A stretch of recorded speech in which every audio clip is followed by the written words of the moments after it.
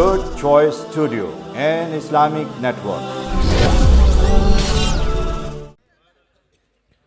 رب اشرح لي صدري ويسر لي أمري واحلل عقدة من لساني يفقهوا قولي.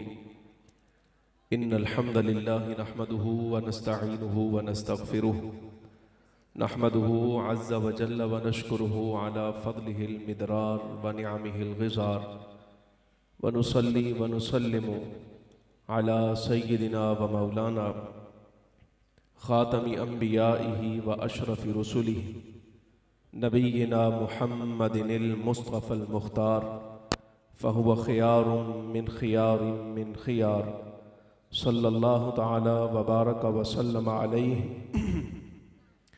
وعلى آله الأطهار وصحابته الأبرار المهاجرين منهم بالأنصار والتابعين ومن تبعهم بإحسان ما تعاقب الليل والنهار. أما بعد فأعوذ بالله من الشيطان الرجيم. بسم الله الرحمن الرحيم. قال الله تبارك وتعالى في كتابه العزيز: وأما الذين ابيضت وجوههم ففي رحمة الله. وقال تعالى في مقام آخر: وأن هذا صراطي مستقيما فاتبعوه ولا تتبعوا السبل فتفرق بكم عن سبيله. صدق الله مولانا العظيم وصدق رسوله النبي الكريم، ونحن على ذلك لمن الشاهدين والشاكرين والحمد لله رب العالمين. إن الله وملائكته يصلون على النبي يا أيها الذين آمنوا صلوا عليه وسلموا تسلیما.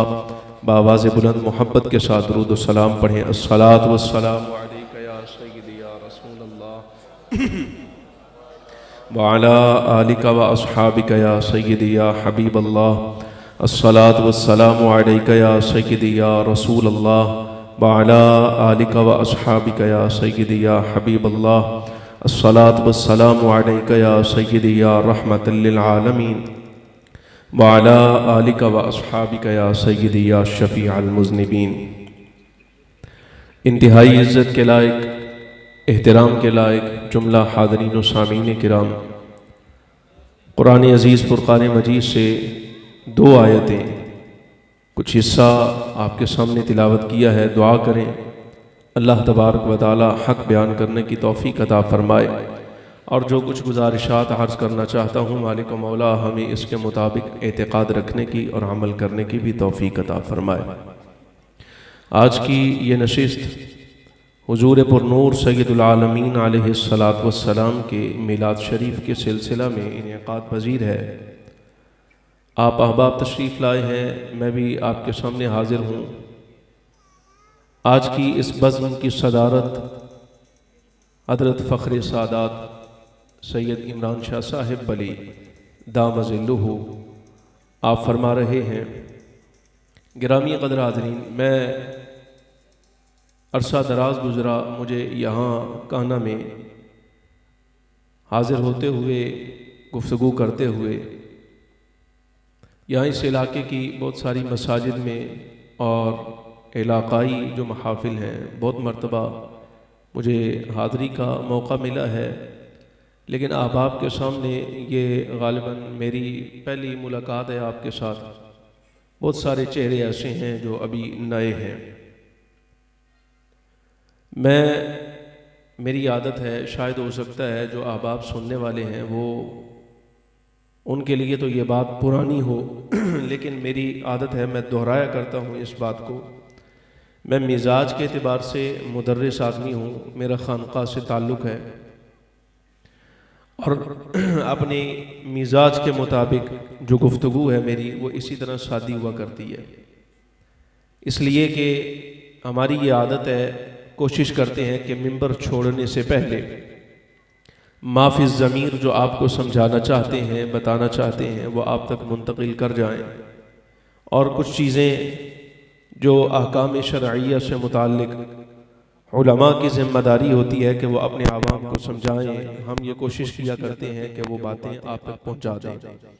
عمل آپ کی ذمہ داری ہے، اللہ اور اس کا رسول حاضر ہیں، شاہد ہیں، وہ ہمارے اعمال پر گواہ ہیں. لیکن ہم یہ کوشش کرتے ہیں کہ خانقاہ کا پیغام، اللہ اور اس کے رسول کا پیغام جیسے ہماری ذمہ داری ہے، کوشش کرتے ہیں کہ ہم اپنی ذمہ داری سے عہدہ برا ہو جائیں۔ اس لیے میں آپ احباب سے یقین جانیے نہ نعروں کی داد کا توقع رکھتا ہوں، نہ ہی مجھے آپ سے بیل کی اور اس طرح کے جو معاملات ہیں ان کی خواہش ہے۔ اگر آپ احباب تک میری بات پہنچ گئی اور آپ کو سمجھ آ گئی تو میں سمجھوں گا اپنے گھر سے، دربار شریف سے رات کے اس پہر میں آپ کے پاس حاضر ہونا، آپ کے ساتھ محو گفتگو ہونا، اللہ تبارک و تعالیٰ نے ہماری اس کوشش کو قبول فرما لیا ہے۔ میں صرف آپ احباب سے توجہ کا طالب ہوں، ضروری سمجھتا تھا کہ یہ بات آپ سے پہلے کر دوں تاکہ اب پروگرام میں کسی قسم کی کوئی بدمزگی، یہاں سے اٹھنا ہلنا جلنا، وہ ہمارے لیے پھر ذہنی کوفت کا باعث بنتا ہے۔ اس لیے کہ دوران تدریس جس وقت ہم قال اللہ و قال الرسول صلی اللہ علیہ وسلم پڑھتے ہیں تو اگر ہمارے سامنے بیٹھے ہوئے طالب علموں کی توجہ ادھر ادھر چلی جائے نا تو پھر ہمارے لیے بڑی مشکل ہو جاتی ہے۔ یا تو ہماری کوئی عادت ہو نا مثال کے طور پہ اس طرح کی کہ ہم نے شاید ہو سکتا ہے دونوں ہاتھ یہاں کان پہ رکھ لینے۔ اب مجھے آپ کی عادت کا نہیں پتہ، آپ احباب سر سننے والے آدمی ہیں، کیا سنتے ہیں ہمیں نہیں پتہ، لیکن ہم آپ کی ضرورت کو نہیں دیکھتے، ہم ہمیشہ دین کی ضرورت کو دیکھا کرتے ہیں۔ اللہ تبارک و تعالیٰ جل و علا نے ہمیں جو آپ احباب کے ساتھ گفتگو کا موقع دیا ہے، ہم کوشش کرتے ہیں آپ احباب کے جذبات سے، آپ کے جذبات سے کھیل کر ہم اپنی جیب کبھی نہیں بھرتے، بلکہ وہ اللہ تبارک و تعالیٰ نے اپنی جناب سے نواز رکھا ہے، وہ الحمدللہ اس کا شکر ادا کرتے ہیں۔ لیکن جو نعمت اللہ تبارک و تعالیٰ نے ہمیں عطا فرمائی ہے وہ علم کی ہے، اگر وہ آپ تک پہنچ جائے تو ہم سمجھتے ہیں اللہ نے جو نعمت ہمیں عطا فرمائی تھی اس کا حق ہم نے ادا کر دیا۔ وہ گزارش میری سمجھ آ رہی کہ نہیں آ رہی؟ باتیں دو کرنی ہیں آپ کے ساتھ انتہائی اختصار کے ساتھ، اگر توجہ رہے گی تو میں انشاءاللہ العزیز مختصر سی گفتگو کے بعد مائک چھوڑ دوں گا، لیکن اگر گفتگو میں آپ کی توجہ ادھر ادھر گئی تو میں پھر کوشش کروں گا کہ بات سمجھائے بغیر درمیان میں ہی چھوڑ کے جیسے ہو سکتا ہے بس وہ آپ جانیں اور آپ کا کام جانیں، پھر میں مائک اس سے پہلے چھوڑ دوں گا، یعنی مزید گفتگو کو مختصر کر دوں گا۔ جس زمانے میں ہم جی رہے ہیں، میں توجہ کا طالب ہوں، گفتگو شروع کر رہا ہوں، جس زمانے میں ہم جی رہے ہیں یہ فتنوں، آزمائشوں اور طرح طرح کی نئی نئی ایجادات اور نئی نئی باتوں کا زمانہ ہے۔ بہت سارے معاملات ایسے ہیں کہ جو ہمارے سامنے آتے ہیں دینی اعتبار سے ہم مشکل کا شکار ہو جاتے ہیں۔ شاہ صاحب اس بات کی تصدیق کریں گے، حالیہ ایام میں ہمارا جو محرم تھا یہ بڑا پریشانی کا گزرا کہ ایک شخص نے اسلام آباد کی سرزمین پر حضور پر نور سید العالمین علیہ السلام کے اصحاب کے بارے میں جیسی غلیظ گفتگو کی، وہ اس کا اندر باطن تھا، جیسا اس کا خبث تھا، جیسا اس کا پلید اندر تھا وہ کر گیا، لیکن ہمارے لیے بڑی مشکل کا باعث ہو گیا، اس لیے کہ ہم تو اپنے آقا و مولا صلی اللہ علیہ وسلم کو ماننے والے ہیں۔ بات سمجھ آ رہی کہ نہیں؟ ہم تو اپنے حضور اکرم صلی اللہ علیہ وسلم کی شان و عظمت کے اقرار کرنے والے ہیں، ہمارے لیے بڑا مشکل تھا۔ پھر اور بھی بہت سارے فتنے آزمائشیں نئی نئی دینی اعتبار سے ہم پر آ پڑتی ہیں، لیکن الحمدللہ ثم الحمدللہ اللہ تبارک و تعالیٰ کا سب سے بڑا کرم جو ہم پر ہے وہ یہ کہ ہم اہل سنت و جماعت سے وابستہ ہیں۔ توجہ ہے نا؟ ہم اہل سنت و جماعت سے وابستہ ہیں۔ رب العالمین جل و علا کی قدرت سے، یعنی یہ سب کچھ کائنات میں جو کچھ ہوتا ہے اس کے اذن سے ہوتا ہے۔ یہ رب تعالیٰ نے ہم پر کرم فرمایا ہے کہ آزمائشیں، فتنے اور نئے نئے معاملات اور گفتگو اور واقعات جیسے مرضی اٹھتے رہے، رب تعالیٰ جل و علا ہمارے ایمان کی حفاظت فرماتا ہے، اس لیے کہ اس نے ہمیں مصطفیٰ کی راہ کے ساتھ جوڑ رکھا ہے۔ حضور اکرم نور مجسم صلی اللہ علیہ وسلم کا ایک ارشاد مبارک سنیے، میں اس پر اپنی گفتگو کی بنیاد رکھوں گا تاکہ بات سمجھانے میں ذرا آسانی ہو جائے۔ فرمایا اذا افسد اہل الشام فلا خیر فیکم، او کما قال صلی اللہ علیہ وسلم، فرمایا میرے امتیوں جس وقت اہل شام میں فساد ہو جائے، تباہی ہو جائے، شام والوں میں بربادی پیدا ہو جائے، ان کے علاقوں کو تباہ و برباد کر دیا جائے، وہاں فساد ڈال دیا جائے، فلا خیر فیکم، تو پھر تم خیال کر لینا کہ اب تم میں بھلائی کوئی نہیں رہے گی۔ یہ فخر عالم صلی اللہ علیہ وسلم کا ارشاد ہے۔ شام سے مراد تھا فلسطین، اردن، سیریا، اور اس طرح اس کے ساتھ ساتھ جتنے علاقے اس وقت جو حضور اکرم صلی اللہ علیہ وسلم کے زمانہ میں ملک شام کہلاتا تھا، سرکار نے اس کی طرف اشارہ فرمایا۔ اور یہ فخر عالم صلی اللہ علیہ وسلم کا صرف ایک جملہ نہیں بلکہ آپ کی حدیث پاک ایک معجزہ پر مشتمل ہے، وہ یہ کہ جس وقت فخر عالم صلی اللہ علیہ وسلم یہ فرما رہے ہیں کہ جب شام والوں میں بربادی ہو جائے، تباہی ہو جائے اور فساد پھیل جائے تو تم میں بھلائی اور خیر نہیں رہ جائے گی۔ یہ تو وہ زمانہ تھا جب شام ابھی فتح ہوا ہی نہیں، وہ شام کے رہنے والے تو سارے بے ایمان کافر تھے، وہ تو مسلمان ہی نہیں تھے۔ در حقیقت حضور اکرم صلی اللہ علیہ وسلم اپنے ارشاد کے ساتھ ساری کائنات کو یہ متنبہ کر رہے تھے کہ اگرچہ میرے زمانے میں جب میں یہ بات کر رہا ہوں اہل شام مسلمان نہیں ہیں، مومن نہیں ہیں، وہ حضور کا کلمہ نہیں پڑھتے، لیکن ان قریب دور فاروقی میں وہ وقت آ جائے گا جب اللہ تبارک و تعالی شام کی سرزمین پر بھی میرے دین کا جھنڈا گاڑ دے گا اور اہل شام بھی کلمہ پڑھ کے میرے حلقہ ارادت میں شامل ہو جائیں گے، مسلمان ہو جائیں گے۔ فرمایا جس وقت یہ خیر ان میں آ جائے گی، وہ مسلمان ہو جائیں گے، بھلائیاں ان میں آ جائیں، وہ مومن ہو جائیں، پھر ایک عرصہ گزرے گا، زمانہ گزرے گا کہ اہل شام میں فساد ہوگا اور اب تم میں بربادی ہو جائے گی، اب تم میں بھلائی کوئی نہیں رہ جائے گی۔ اب شام کا فساد آپ اندازہ فرمائیے، اس وقت عراق کو دیکھیے، شام کو دیکھیے، لیبیا کو دیکھیے، فلسطین کو دیکھیے، اور جتنے اسلامی ممالک تھے وہ سارے کے سارے اس وقت جنگ کا شکار ہیں، جنگی حالات سے دوچار ہیں، کھانے کے لیے ان کے پاس کوئی نہیں، پہننے کے لیے ان کے پاس کوئی نہیں، حتیٰ کہ حالات ایسے آ گئے کہ ایسے دن بھی آ جاتے ہیں جس وقت ان کے ہاں جنازے اٹھائے جاتے ہیں لیکن دفنانے والا کوئی نہیں ہوتا۔ لیکن ایک بات ہے، فخر عالم صلی اللہ علیہ وسلم جس زمانے کی طرف اشارہ فرما رہے ہیں، آپ توجہ رکھنی آپ، جس زمانے کی طرف حضور نے اشارہ فرمایا تھا نا کہ زمانے میں فساد ہوگا، ملک شام تباہی کا شکار ہوگا، تو اللہ تبارک و تعالیٰ تم سے خیر اور بھلائی اٹھا لے گا۔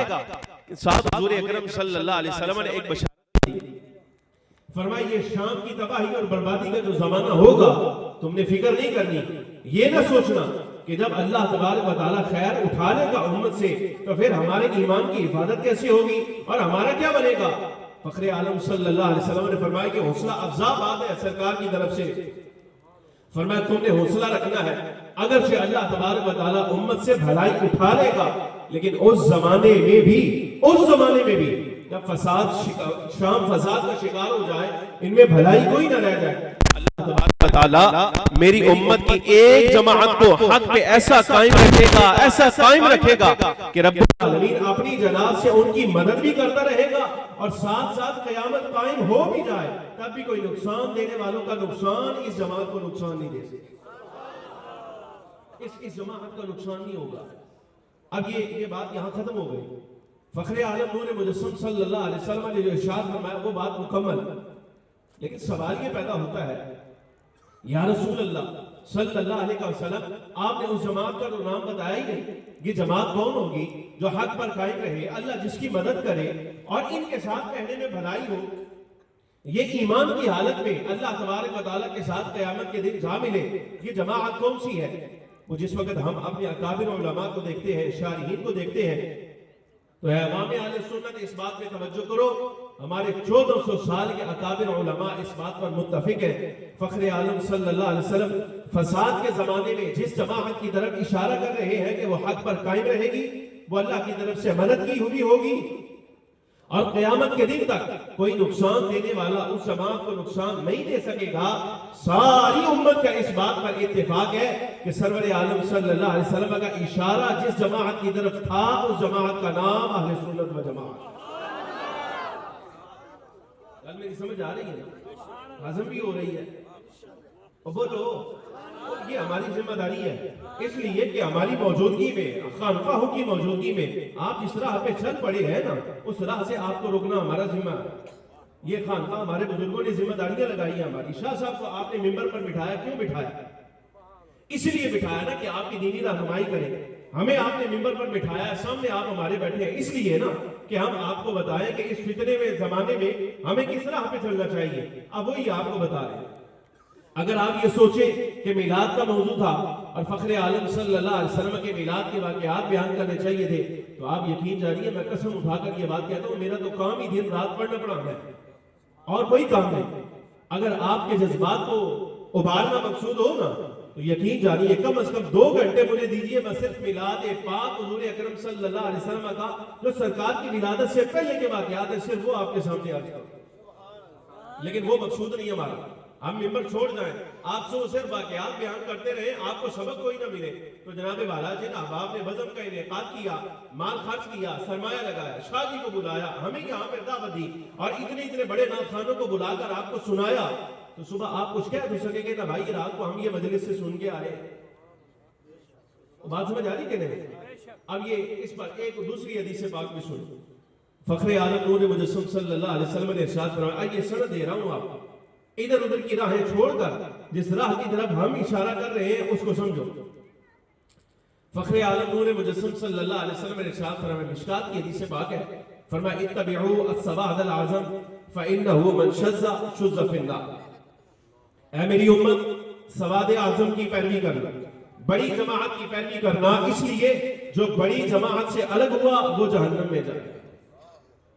نام لیا ایک جماعت کا حضور پر نور سید العالمین علیہ السلام نے. یعنی یہاں تک آپ کو یہ معلوم ہونا چاہیے کہ فخر عالم صلی اللہ علیہ وسلم نے اپنی امت کو لاوارث نہیں چھوڑا, بلکہ آپ صلی اللہ علیہ وسلم نے اپنے وصال ظاہری سے پہلے ہمارے لیے ایک راہ متعین کی ہے جو ہمیں جنت تک پہنچا دے, سرکار تک پہنچا دے. ہمیں وہ راہ حضور نے عطا فرمائی ہے. وہ راہ کیا تھی؟ فرمایا اتبعوا السواد العظم فإنه من شذ في النار. بڑی جماعت کے ساتھ رہنا, اس لیے جو بڑی جماعت سے الگ ہوگا وہ جہنم میں جائے گا. سرکار نے ایک جماعت کی طرف اشارہ کیا. مولا علی رضی اللہ تعالی عنہ نے اپنے دور خلافت میں کوفے کی جامع مسجد میں یہی حدیث پاک بیان کی. یہ سند ہے ہماری جماعت کی. فخر عالم نور مجسم صلی اللہ علیہ وسلم, چونکہ وہ فتنوں کا زمانہ تھا, جنگوں کا دور تھا, خوارج, روافض اور اس طرح کے کئی طرح کے فرقے ظاہر ہو رہے تھے, تو مولا علی رضی اللہ تعالیٰ نے اس دور میں بسنے والے لوگوں کے لیے ایک راہ بتایا. وہ راہ کیا تھی؟ فرمایا سرکار نے ارشاد فرمایا تھا, لوگوں بڑی جماعت کی پیروی کرنا, جو بڑی جماعت سے الگ ہوگا وہ جہنم میں جائے گا. تو یہ جس وقت حدیث پاک مولا علی نے بیان فرمائی نا, تو کوفے کی جامع مسجد میں ایک بندہ کھڑا ہوا اور اس نے کہا من ہم. وہ جماعت کون ہے؟ اس کا کوئی نام بھی ہے جس کے طرف حضور اکرم صلی اللہ علیہ وسلم نے اشارہ فرمایا, ساتھ رہنے کا حکم دیا. مولا علی امیر المومنین, آپ ہمارے رہنما ہیں, ہمارے خلیفہ ہیں, بتائیے بھلا اس جماعت کا کوئی نام بھی ہے کہ نہیں؟ فرمایا ہاں اس جماعت کا نام ہے, اور وہ نام یہ ہے ہم اہل السنت والجماعہ. جس جماعت کے ساتھ رہنے کا حضور اکرم صلی اللہ علیہ وسلم حکم دے رہے ہیں اس جماعت کا نام اہل سنت والجماعت ہے. گل سمجھ آ رہی کوئی نہیں آ رہی؟ یہ سند ہے ہمارے مسلک کی, یہ ہمارے مسلک کی سند ہے. ہم اپنے گھر سے سند پیش کر رہے ہیں آپ کو. یہ اہل بیت کا گھرانہ ہے. اب سادات کی طرف سے آپ کے لیے راہ متعین ہو رہی ہے, اس کو ذرا دیکھنا, غور کرنا. 2 باتیں. فخر عالم صلی اللہ علیہ وسلم نے ایک جماعت کے ساتھ رہنے کا حکم دیا. حضرت مولا علی رضی اللہ تعالیٰ نے اس جماعت کا نام بیان کر دیا. بات سمجھ آ گئی؟ اب ایک بات اور سنو. ہم تو ہیں جناب والا نشانیوں والے, ہمیں نشانی چاہیے ہوتی ہے, کوئی علامت چاہیے ہوتی ہے. ابھی مثال کے طور پہ رنگ روڈ سے نیچے اترنا تھا تو نشانیاں دیکھتے دیکھتے, بورڈ دیکھتے دیکھتے نیچے اترے ہیں کہ کون سا رستہ اترے گا. ہم تو نشانیاں چاہتے ہیں. سوال پیدا ہوتا ہے, مان لیا فخر عالم صلی اللہ علیہ وسلم نے ایک جماعت کے ساتھ رہنے کا حکم دیا, بات سمجھ آئی. حضرت مولا علی رضی اللہ تعالیٰ عنہ نے اس جماعت کا نام بھی بتا دیا, لیکن جس زمانے میں ہم جی رہے ہیں اس زمانے میں تو کتنی جماعتیں ایسی ہیں جو اپنے آپ کو اہل سنت کہتے ہیں. تو صحیح اہل سنت کی نشانی کیا؟ لو یہ بھی سند ہم آپ کو اپنے گھر سے پیش کرتے ہیں. القول الودی حضرت امام سخاوی رحمۃ اللہ علیہ نے لکھا, فرماتے امام زین العابدین رضی اللہ تعالیٰ عنہ, امام علی مقام سیدنا امام حسین رضی اللہ تعالیٰ عنہ کے بیٹے امام سجاد حضرت سیدنا امام زین العابدین رضی اللہ تعالیٰ عنہ سے ایک بندے نے پوچھا, کہا اے امام آپ پوتے ہیں باب مدینہ العلم کے, آپ بیٹے ہیں, حضرت امام علی مقام سیدنا امام حسین رضی اللہ تعالی عنہ کے ایک مہربانی تو فرمائیے. فرمایا پوچھو کیا پوچھتے ہو؟ تو عرض کرنے والا عرض کرتا ہے کہ فخر عالم صلی اللہ علیہ وسلم نے اپنی امت کو ایک جماعت کے ساتھ چلنے کا حکم دیا تھا کہ اس کے ساتھ تم نے چلنا ہے. اس جماعت کا نام آپ کے بابا آپ کے دادا حضرت سیدنا مولا علی رضی اللہ تعالی عنہ نے اہل سنت بتایا تھا. ہمیں یہ جماعت بھی آپ کے گھر سے ملی, اس کا نام بھی آپ کے گھر سے ملا ہے. سوال ایک چھوٹا سا ہے, یہ بتا دیجئے کوئی علامت بھی ہے, اس کی کوئی نشانی بھی ہے؟ تو جواب سننا حضرت امام سیدنا زین العابدین رضی اللہ تعالی عنہ کا. اگر اہل بیت کے ماننے والے ہو تو پھر اس بات کو سنو, یاد کرو اور ہمیشہ اس پر عمل کرو. وہ کیا؟ فرمایا ہاں, جس جماعت کے ساتھ رہنے کا حکم میرے آقا نے دیا اور جس جماعت کا نام میرے دادا حضرت مولا علی نے بتایا, مجھ سے نشانی پوچھنے والے میں تجھے نشانی بتاتا ہوں. اس جماعت کی نشانی یہ ہے کثرت الصلاۃ علی النبی صلی اللہ علیہ وسلم. فرمایا زمانہ کوئی بھی آ جائے, فتنوں کا ہو, آزمائشوں کا ہو, آرام کا ہو یا آسائشوں کا, ہر دور میں اہل سنت و جماعت کی علامت یہ ہوگی کہ وہ فخر عالم صلی اللہ علیہ وسلم پر کثرت کے ساتھ درود پڑھنے والے ہوں.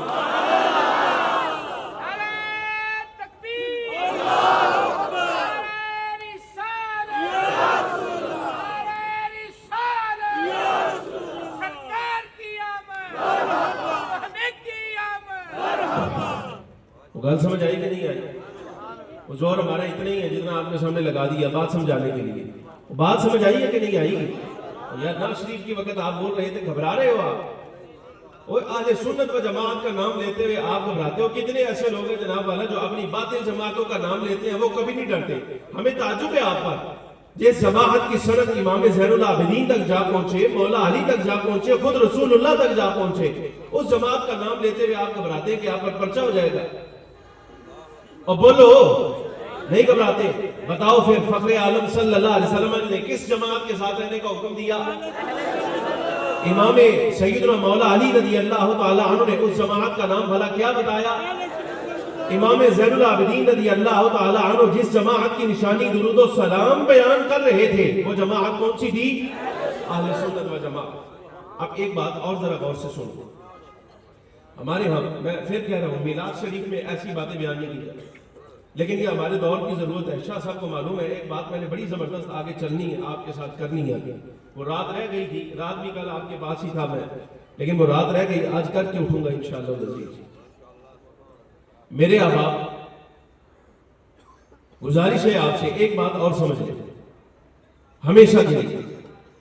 اگر آپ کو کسی جماعت کا رنگ روپ پسند آئے, ان کا لباس پسند آئے, یا نئی چال ڈھال پسند آئے, اور ان کا اٹھنا بیٹھنا آپ کو پسند آئے, یا ان کے بولنے کا لہجہ اور انداز بڑا پسند آ جائے آپ کو, اور آپ اہل سنت و جماعت چھوڑ کے ان کے ساتھ ہو لیں, آپ سمجھ لیں کہ آپ نے اپنی تباہی اور بربادی کی راہ کا انتخاب خود کر لیا. اس پر صحیح حدیث پاک حضور اکرم صلی اللہ علیہ وسلم کی جامع ترمذی میں روایت موجود ہے. فخر عالم نور مجسم صلی اللہ علیہ وسلم نے ارشاد فرمایا, بنی اسرائیل میں 72 فرقے ہوئے. بنی اسرائیل میں 72 فرقے ہوئے. فخر عالم صلی اللہ علیہ وسلم فرماتے ہیں میری امت کے اندر 73 فرقے ہوں گے, سارے کے سارے جہنمی ہوں گے سوائے ایک کے. سمجھ گئے؟ پہنچ آئے. سارے کے سارے جہنمی ہوں گے. سرکار اپنی امت کے بارے میں خود فرما رہے ہیں کہ میری امت میں فرقہ بندی ہوگی, نئے نئے فرقے بنیں گے, لیکن صرف ایک فرقہ ایسا ہوگا, ایک جماعت ایسی ہوگی جو جنت میں جائے گی. 72 کے 72 جتنے ہیں سارے اس جماعت کے علاوہ میرے آقا مولا صلی اللہ علیہ وسلم نے فرمایا وہ جہنم میں جائیں گے. صحابہ کرام نے آج کہ یا رسول اللہ صلی اللہ علیہ وسلم, وہ جو ایک جنت میں جائے گا اس کے بارے میں آپ کا کیا حکم ہے, وہ کون ہوگی؟ جس ایک کو اللہ تبارک و تعالیٰ جل وعلا نے جنت میں بھیجنا ہے, وہ ایک کون ہے؟ فرمایا ما انا علیہ اليوم اصحابی, یہ وہ جماعت ہے جو قیامت تک آنے والے ان کے نظریات وہ ہوں جو میرے نظریات ہیں اور میرے اصحاب کے نظریات ہیں. جو میرے نظریات ہیں اور میرے اصحاب کے نظریات ہیں. میں کوشش کرتا ہوں گفتگو سمیٹنے کی, زیادہ لمبی نہیں کرتا. درسی باتیں میں نے آپ کے ساتھ کرنی تھی, جو موضوع اصل تھا وہ تو میں نے آپ کو سمجھا لیا. اب آؤ ذرا تھوڑا سا نیچے.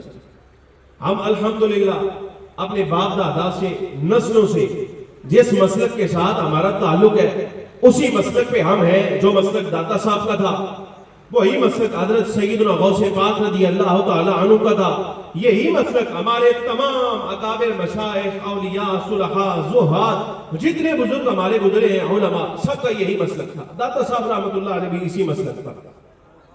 بات سمجھ آ رہی کہ نہیں؟ لیکن اس کی کچھ نشانیاں، یہ سبق ہے آپ کا، اس کو سمجھ لینا۔ اس کی ایک نشانی یہ ہے، اہل سنت و جماعت کی ایک نشانی یہ ہے کہ یہ فخر عالم نور مجسم صلی اللہ علیہ وسلم کا ادب احترام تو کرتے ہی ہیں، اس کے بغیر تو چارہ ہی کوئی نہیں۔ بات سمجھ آ رہی کہ نہیں؟ سرکار کا تو ادب کرنا ہی کرنا ہے، لیکن اس جماعت کی ایک علامت یہ ہے کہ یہ حضور اکرم نور مجسم صلی اللہ علیہ وسلم کی ساری اولاد اور فخر عالم صلی اللہ علیہ وسلم کے سارے اصحاب کی بھی کما حق ہو عزت احترام کرتے ہیں۔ بات سمجھ آئی کہ نہیں؟ اسی عنوان پہ میں نے بات ختم کرنی ہے، اس پہ غور کرنا۔ ہم حضور اکرم صلی اللہ علیہ وسلم کے سب اصحاب کی عزت کرتے ہیں، سرکار کی سب اہل بیت کی عزت کرتے ہیں۔ ایک گزارش چھوٹی سی کرنا چاہتا ہوں، وہ یہ دیکھیں، سیدنا صدیق اکبر رضی اللہ تعالی عنہ عزت مآب، ہمارے سر آنکھوں پر حضور اکرم صلی اللہ علیہ وسلم کے یار غار ہیں، حضور کے رفیق غار ہیں، حضور کے رفیق مزار ہیں، وہ اعلیٰ ہستی ہے۔ سیدنا فاروق اعظم رضی اللہ تعالی عنہ اعلیٰ ہستی ہے، سیدنا عثمان ذو النورین رضی اللہ تعالی عنہ اعلیٰ ہستی ہے، حضرت سیدنا مولا علی شیر خدا کرم اللہ تعالی وجہہ الکریم اعلیٰ ہستی ہے، عشرہ مبشرہ اعلیٰ ہستی، بدری اصحاب اعلیٰ ہستیاں، احد کے اصحاب وہ بھی اعلیٰ ہستیاں، جنہوں نے آپ صلی اللہ علیہ وسلم کے ہاتھوں میں ہاتھ دے کر بیعت کی، بیعت رضوان، وہ بھی اعلیٰ ہستیاں، فتح مکہ میں شرکت کرنے والے، حجۃ الوداع میں شرکت کرنے والے، سارے کے سارے اصحاب عزت مآب ہیں۔ اور ایک جملہ میرا یاد کر لینا، میں پوری ذمہ داری سے کہنے لگوں گا، پوری ذمہ داری سے، اگر یہ عقیدہ ہے اہل سنت و جماعت کا، اگر کسی صحابی کے بارے میں کوئی ایسا جملہ آپ کے کان میں پڑ جائے، آپ سمجھیں کہ یار یہ بات تو ٹھیک نہیں، کوئی بات آپ کے کان میں ایسی پڑ جائے کہ صحابی سے کوئی عمل ایسا ہو گیا جو نہیں ہونا چاہیے تھا اور وہ کر بیٹھے، حضرت شیخ اکبر محی الدین ابن العربی اور دیگر ہمارے مشائخ یہ بات لکھتے ہیں، صحابہ کرام کا وصف یہ ہے، اہل بیت کا وصف یہ ہے، صحابہ کرام علیہم الرضوان کو اللہ تبارک و تعالیٰ نے یہ شان عطا فرمائی ہے کہ اگر ان سے کوئی عمل ایسا ہو جائے، کوئی عمل ایسا ہو جائے جو ظاہراً ہمیں خلاف عقل سمجھ آتا ہے اور ہمیں ایسا لگتا ہے جیسے نہیں ہونا چاہیے، تو یہ آپ ہمیشہ یاد رکھیے گا، اللہ تعالیٰ کی بارگاہ میں ان کا ایسا مرتبہ ہے کہ ان کے نامہ اعمال میں وہ درج نہیں کیا جاتا۔ جتنے بڑی میں بات کی تھی ہے نا، آپ یقین جانیں اگر اس کو میزان پر تولتے نا تو اس سے بڑا تو استقبال ہی کسی بات کا نہیں ہونا چاہیے۔ آپ کو پتہ نہیں چلا، آپ کی زندگیاں گزر گئی، ہماری زندگیاں گزر گئی، اتنی عمریں ہماری ہو گئی، آج تک بتائیے بھلا کیا آپ میں سے ہر بندے کی یہ چاہت نہیں ہے کہ یار ہمیں عبادت سے آزادی مل جائے؟ بولو، وہ کو ہاں نہ کرو۔ ایسا ہوتا ہے نا کہ یار کچھ نرمی ہونی چاہیے، تو عبادت میں تھوڑی سی ہمیں نا تھوڑا سا کچھ چانس تو ملنا چاہیے، لیکن اللہ تبارک و تعالیٰ نہیں دیتا، بلکہ قرآن عزیز میں ارشاد فرماتا ہے وَمَا خَلَقْتُ الْجِنَّ وَالْإِنسَ إِلَّا لِيَعْبُدُونِ، ہم نے جنوں اور انسانوں کو اس لیے پیدا کیا ہے تاکہ وہ عبادت کریں۔ سبحان اللہ۔ لیکن فخر عالم صلی اللہ علیہ وسلم کے اصحاب میں آپ دیکھیں کیسی کیسی عزت مآب ہستیاں ہیں۔ حضرت عثمان غنی رضی اللہ تعالیٰ عنہ سے حضور اکرم صلی اللہ علیہ وسلم نے نام لے کر فرمایا تھا تبوک میں، فرمایا عثمان آج کے بعد تو کوئی عمل نہ بھی کرے نا تب بھی کوئی پرواہ نہیں۔ آپ اسے دیکھیے عثمان غنی۔ اسی طرح حضرت مولا علی رضی اللہ تعالیٰ عنہ، سیدنا فاروق اعظم عمر بن خطاب، اور اسی طرح حضرت سیدنا صدیق اکبر رضی اللہ عنہ اجمعین، سب صحابہ کرام کے بارے میں ہمارا یہی عقیدہ ہے، وہ سب عزت مآب ہے۔ ہم کسی کی شان کے بارے میں ایسا جملہ نہیں کہتے جو ان کی شان کے خلاف ہے، کسی صحابی کے بارے میں۔ اور ایک بات یہ بھی سبق ہے، خاص طور پہ ہمیشہ زندگی میں یاد رکھنا، فخر عالم صلی اللہ علیہ وسلم کی بارگاہ میں جن کا بہت زیادہ لحاظ کیا جاتا ہے، بہت زیادہ اعتبار کیا جاتا ہے، وہ ہستی حضور اکرم نور مجسم صلی اللہ علیہ وسلم کی صاحبزادی سیدہ فاطمہ الزہرا رضی اللہ عنہا۔ سمجھ آ رہی کہ نہیں آ رہی؟ اب یہ ایک واقعہ ہے بڑی نیچے آ کے میں آپ کو سنانے لگا ہوں. کوئی اماں جی کی شان میں کوئی حدیث پاک نہیں پڑھنے لگا. میں کوشش کرتا ہوں اس پر اپنی بات مکمل کر دوں، اس لیے کہ جو سبق آپ کو پڑھانا تھا بڑی امید ہے پہنچ گیا ہے نا. یہ سبق بھی آپ یقین جانیے صرف آپ کو جس سنت و جماعت شاہ جی حضرت امام شافعی رحمۃ اللہ علیہ حافظ سیوطی نے لکھا. یہ ہمارے بزرگوں کو بھی پڑھانا چاہیے جو آج کل کے معاملات چل رہے ہیں نا ہمارے آپسی اماں جی کے بارے میں، ان کو بھی. حضرت امام شافعی رحمۃ اللہ علیہ امت کا اتنا بڑا عالم ہے کہ فخر عالم صلی اللہ علیہ وسلم نے خود ان کے وجود کی طرف اشارہ فرمایا کہ میری امت میں ایک ایسا عالم پیدا ہو. ایک مسئلہ بیان کر رہے تھے، پہلے وہ میں جنرل مسئلہ آپ کو سمجھاتا ہوں، جو جنرل حدیث پاک ہے وہ سناتا ہوں، پھر اس کے بعد امام شافعی کا عمل اور بات مکمل. حدیث پاک میں آیا کہ ایک عزت دار بڑے خاندان کی کوئی خاتون تھی، اس سے چوری ہو گئی. چوری کی کیس اس کا آیا فخر عالم صلی اللہ علیہ وسلم کی بارگاہ میں. تو آپ صلی اللہ علیہ وسلم نے حکم دیا، قرآن کا آرڈر ہے، اس کے ہاتھ کاٹ دیا. اس کا ہاتھ کاٹ، چور کا ہاتھ ہے بولو، چور کا ہاتھ کاٹ دیا. اس کے خاندان کے کچھ افراد مل کے نا تو حضرت اسامہ بن زید رضی اللہ تعالیٰ عنہ کے پاس آئے اور آ کے ان سے کہتے ہیں آپ حضور کے لاڈلے ہیں، حضور کے محبوب ہیں، پیارے ہیں، حضور آپ سے بہت محبت کرتے ہیں، آپ ہماری یہ خاتون ہے، اس کی سفارش کرتے ہیں، شاید آپ کے کہنے پہ آپ صلی اللہ علیہ وسلم اس کو معاف فرما دیں. وہ خاتون واقعی کسی عزت دار گھرانے کی، یعنی خاندان اس کا کو بلند تھا. حضرت اسامہ بن زید رضی اللہ عنہ نے سرکار دو عالم صلی اللہ علیہ وسلم کی خدمت میں حاضر ہو کے عرض کی، یا رسول اللہ صلی اللہ علیہ وسلم، عزت دار خاتون ہے، بڑے خاندان کی ہے، ہاتھ کٹ جائے گا، ساری زندگی کا عیب لگ جائے گا اور دنیا اس پر الزام کرے گی کہ یہ چوریاں کرے گا. وہ اپنے کیے پر نادم بھی ہے، معافی بھی مانگتی ہے، حضور اس کو معاف فرمائے. اب یہ حدیث پاک کے لفظ میں صرف الفاظ پڑھنے لگا ہوں آپ کو مسئلہ سمجھانے کے. جس وقت حضرت اسامہ بن زید نے یہ سفارش کی نا تو فخر عالم نور مجسم صلی اللہ علیہ وسلم نے ارشاد فرمایا، یہ بخاری مسلم کی حدیث ہے، آپ صلی اللہ علیہ وسلم نے ارشاد فرمایا، اسامہ تم اللہ کے احکام میں مجھ سے سفارش لے کر آئے ہو کہ جو اللہ کہتا ہے میں وہ نہ کروں اور تمہاری بات مان لوں. اس کا ہاتھ تو ضرور کاٹا جائے گا، لیکن یہ یاد رکھنا چونکہ میں اللہ کا نبی ہوں، یہ خاتون جتنے عزت دار گھرانے سے ہے وہ اپنی جگہ رہ گئے، لیکن یاد رکھنا اگر یہ معاملہ میری صاحبزادی سیدہ فاطمہ الزہرا رضی اللہ تعالی عنہا سے بھی سرزد ہوتا تو میں حکم دیتا ان کا بھی ہاتھ کاٹ دیا جائے. یہ حدیث پاک ہے. مسئلہ سمجھ آ گیا، بات سمجھ آ گئی آپ اس پر امام شافعی کا ادب دیکھو. حضرت امام شافعی رحمۃ اللہ علیہ نے یہی حدیث پاک بیان کی. آپ کے لفظ یہ ہیں، یہ ادب ہے سیدہ پاک رضی اللہ تعالی عنہا کی بارگاہ کا جو امام شافعی کر رہے ہیں اور آج ہمیں بھول گیا. اور صرف سیدہ پاک کا نہیں بھولا بلکہ بڑے بڑے اصحاب کا بھول گیا اور ہم اہل سنت و جماعت کی راہ سے ہٹ گئے. ہم سے مراد ہم نہیں آپ ہے کہ آپ سے کوئی بندہ بات کرتا ہے تو آپ اپنے مسلک کا نام لیتے ہوئے بھی جھجکتے ہیں. حضرت امام شافعی رحمۃ اللہ علیہ جب یہ واقعہ بیان کرنے لگے نا تو آپ نے یہ حدیث اس طرح بیان کی. فرمایا ایک عزت دار خاندان کی خاتون سے چوری ہو گئی تو اس کے خاندان والوں نے حضرت اسامہ بن زید سے کہا کہ اسامہ تم سفارش کر دو. حضرت اسامہ نے سفارش کی تو فخر عالم صلی اللہ علیہ وسلم نے ارشاد فرمایا، اے اسامہ اگر فلاں خاتون بھی یہ عمل کرتی تو میں اس کے ہاتھ بھی کٹوا دیتا. حضرت امام شافعی رحمۃ اللہ علیہ نے اس مقام پہ سیدہ فاطمہ الزہرا کا نام نہیں لیا.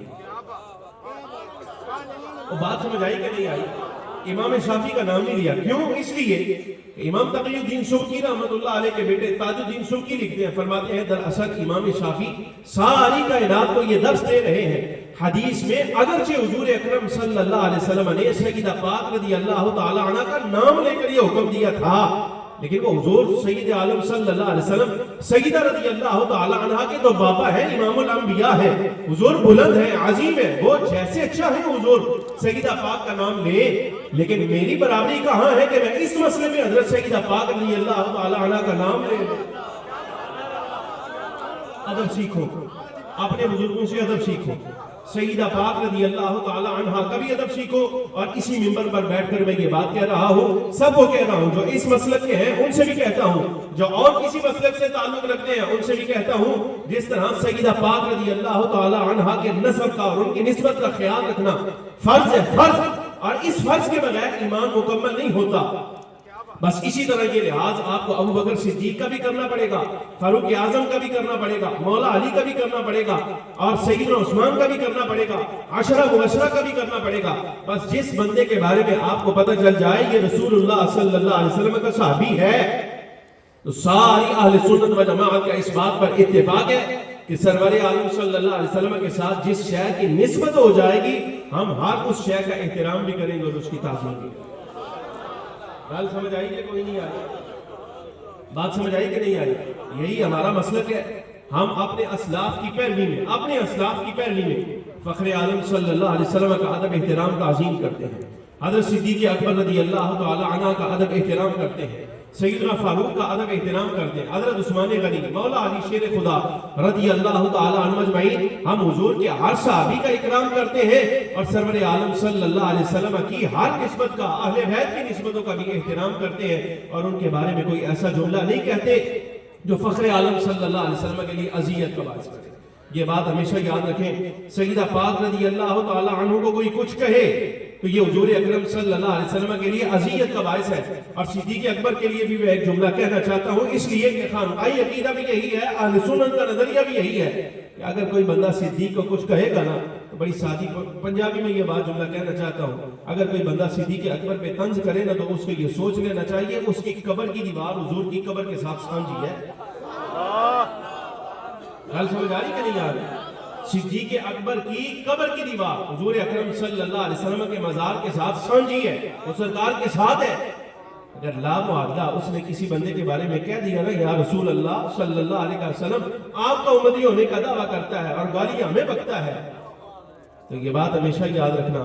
یہ تو حضرت سیدنا فاروق اعظم سے جھگڑا ہو گیا، سیدنا صدیق اکبر کا تو تلخ کلامی ہوئی، تو جس وقت حضور اکرم صلی اللہ علیہ وسلم تک بات پہنچی نا تو آپ صلی اللہ علیہ وسلم نے حضرت فاروق اعظم سے فرمایا عمر کیا تم صدیق کے بارے میں میرا لحاظ نہیں کر سکتے تھے؟ تم صدیق کے بارے میں میرا لحاظ نہیں کر سکتے تھے؟ فرمایا یہ یاد رکھنا۔ حضرت صدیق اکبر ساتھ عرض کر رہے ہیں یا رسول اللہ پہل میری طرف سے ہوگی، یا رسول اللہ پہل میری طرف سے ہوگی، لیکن سرور عالم صلی اللہ علیہ وسلم ان کی طرف توجہ نہیں فرماتے بلکہ حضرت سیدنا فاروق اعظم کو فرماتے ہیں عمر کیا تم صدیق کے بارے میں میری نسبت کا لحاظ نہیں کر سکتے تھے؟ یہی حکم حضور کی ازواج کا ہے، یہی حکم حضور کی اولاد کا ہے، یہی حضور کے اصحاب کا ہے، اور یہ یاد رکھنا۔ میں پورے دعوے کے ساتھ یہ بات کہہ رہا ہوں، پورے دعوے سے قرآن عزیز بھی پڑھا ہے اور احادیث بھی پڑھی ہے، یہ بات ہمیشہ یاد رکھنا۔ قیامت کے دن چہرہ صرف اس بندے کا چمکے گا جو اہل سنت و جماعت سے ہوگا۔ مسئلہ یاد رہے گا، قرآن عزیز کہتا ہے وَأَمَّا الَّذِينَ ابْيَضَّتْ وُجُوهُهُمْ فَفِي رَحْمَةِ اللَّهِ، وہ لوگ جن کے چہرے قیامت کے دن چمکیں گے وہ اللہ کی رحمت میں ہوں گے۔ نقشبندیوں کا امام حضرت قاضی ثناء اللہ صاحب پانی پتی رحمت اللہ علیہ کی تفسیر اٹھاؤ، تفسیر مظہری، اور اس کو پڑھو کہ وَأَمَّا الَّذِينَ ابْيَضَّتْ وُجُوهُهُمْ سے مراد کون ہے؟ وہ کون ہے جن کے چہرے قیامت کے دن اللہ چمکا دے گا؟ تو تفسیر مظہری کا مؤلف قاضی ثناء اللہ پانی پتی کہتا ہے اس سے مراد اور کوئی نہیں کہ اہل سنت و جماعت ہے جن کے چہروں پہ اللہ قیامت کے دن اپنا نور ظاہر۔ یہی عقیدہ ہے، یہی ہماری نسبت ہے، اس نسبت کا احترام کرو، اس عقیدے کا احترام کرو۔ ایک گزارش اور ہے آپ سے، یہ میلاد شریف کے ایام میں جو کچھ آپ علاقوں میں کرتے ہیں نا، یہ خاص طور پہ نوجوان ڈیک لگا کے جو ڈانس کرتے ہیں، آپ یقین جانیے یہ اہل سنت و جماعت کا عقیدہ نہیں۔ میلاد شریف کے ایام میں اپنی خواتین کو گھروں میں رکھو اور میلاد شریف ویسے مناؤ جیسے منانے کا حق ہے، اس نسبت کا بھی لحاظ کرو۔ اللہ تبارک و تعالیٰ جل وعلا ہمیں اپنے عقیدہ اہل سنت پر استقامت عطا فرمائے اور وسوسے ڈالنے والوں کے وسوسوں سے ہمیں محفوظ فرمائے۔ قیامت کے دن حضور کی روائے حمد کے سائے میں جگہ عطا فرمائے۔ اب یہ جی آر صاحب مجھے کہہ رہے ہیں جناب اس میں میرا قصور کوئی نہیں، بڑی سی مختصر سی ایک بات میں آپ کے ساتھ کر دیتا ہوں حضور کے میلاد کے بارے میں۔ رحمت اللہ علیہ نے لکھا، فرماتے ہیں جس وقت سیدہ حلیمہ سعدیہ رضی اللہ تعالی عنہا کے ہاں حضور اکرم صلی اللہ علیہ وسلم کی 4 برس کی عمر مکمل ہوئی، شق صدر ہوا، فرشتے آئے، سینہ مبارک اس کو کھولا اور دل قلب اقدس کو نکال کر جنت کے پانی کے ساتھ اس کو غسل دیا گیا تاکہ جنتوں کو بھی نسبت ہو جائے حضور کے دل کے ساتھ۔ بات سمجھتے رہے، اس لیے نہیں غسل دیا کہ شاید معاذ اللہ ثم معاذ اللہ شاید قلب اقدس کو غسل دینے کی ضرورت تھی، نہ قلب اقدس کو اللہ تبارک و تعالیٰ نے عالم ازل میں پاک پیدا فرمایا تھا، یہ صرف اس لیے تاکہ جنت کے پانیوں کو بھی حضور کے دل سے نسبت ہو جائے غسل دینے کی۔ 4 برس کی عمر تھی، قلب اقدس سی دیا گیا، جس وقت سینہ سیا گیا، سرکار واپس آئے تو اما جی سیدہ حلیمہ سعدیہ رضی اللہ تعالی عنہ آپ فرماتی ہیں کہ جب مجھے پتہ چلا سرکار کے ساتھ یہ معاملہ ہوا ہے کہ یہودی کو نقصان نہ پہنچا دیں، یہودی کو نقصان نہ پہنچائے، فرماتی ہے میں نے فوراً ارادہ کیا کہ میں سرکار امانت ہے تو جناب عبد المطلب اور سیدہ آمینہ کے حوالے کر آتی ہوں۔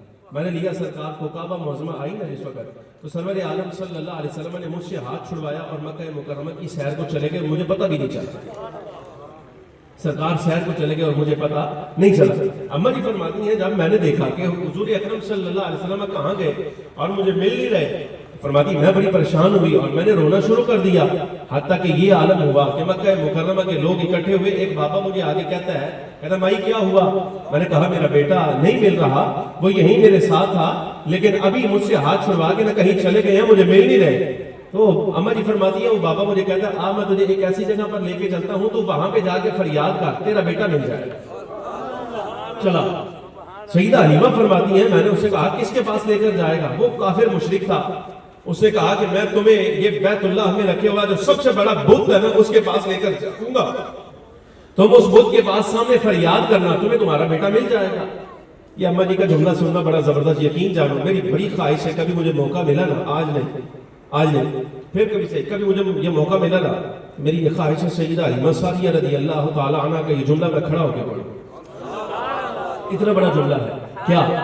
جس وقت اس نے کہا نا اس بڈھے نے اسے کہا کہ میں اپنے بڑے بت کے پاس لے کر جاتا ہوں، تم وہاں فریاد کرو، سرکار مل جائیں گے، تمہیں تمہارا بیٹا مل جائے گا۔ تو سیدہ حلیمہ سعدیہ رضی اللہ تعالی عنہ آپ فرماتی بھائی ماننا لگتا ہے جس وقت ساڑھے صاحبزادے پیدا ہوئے سن تو تے ہے ہی نہیں سن، بھائی ماننا تو تے ہے ہی نہیں سن، جے تو اتنے ہوندا تے تن پتہ چلدا جس وقت میرے سرکار تشریف لے آئے تے اے بت جنہاں تو تمہیں فریاد کرن گال رہے ہیں نا وہ تو سرکار دے قدماں چ آ گئے سن۔ دو کن کے بارے میں بات کرتا ہے، اس کی کیا حیثیت ہے؟ میں فریاد کروں گی اس کی بارگاہ میں جس نے انہیں بھیجا ہے اس کائنات میں۔ دعا فرمائی فخر عالم صلی اللہ علیہ وسلم مل گئے۔ تو سیدہ حلیمہ سعدیہ رضی اللہ تعالی عنہ کا یہ جملہ بہت بڑا ہے، اس کافر سے کہا لگتا ہے کہ جس دیہاڑے میرا صاحبزادہ یعنی حضور اکرم صلی اللہ علیہ وسلم پیدا ہوئے تھے تو مکے میں نہیں تھا، اگر تو مکے میں ہوتا تو تجھے پتہ چلتا یہ میرا بیٹا وہ ہے جس کی آمد پہ اللہ تبارک و تعالیٰ نے ساری کائنات کے بت ان کے قدموں پر جھکا دیے تھے۔ یہ جملہ ایسا فرمایا تو فخر عالم صلی اللہ علیہ وسلم کی ولادت اللہ تبارک و تعالیٰ کا ساری کائنات میں بہت بڑا احسان ہے۔ رب العالمین جل وعلا ہماری حاضریوں کو قبول فرمائے۔ وآخر دعوانا الحمدللہ۔